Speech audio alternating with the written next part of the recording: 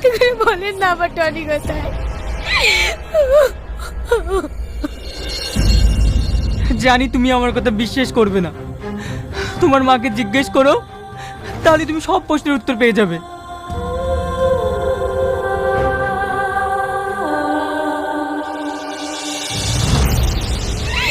মা, তোমরা আমাকে কেন মিথ্যে কথা বলেছো?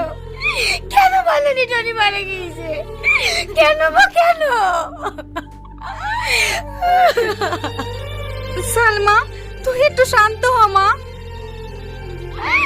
আমাকে তোমরা আমার গায়ে হাত দেবে না, তোমরা সবাই মিথ্যেবাদী। তুই এভাবে বলিসনি, আমরা মিথ্যাবাদী না। তোমরা এত বড় কথা কেন আমাকে বলনি? অনেকেই বাবার সামনে কেন টনি সাজিয়ে রেখেছো?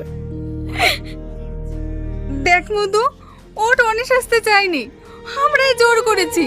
যেটা করেছি তোর ভালোর জন্যই করেছি। আমার ভালোর জন্য? হ্যাঁ, তোমার ভালোর জন্য।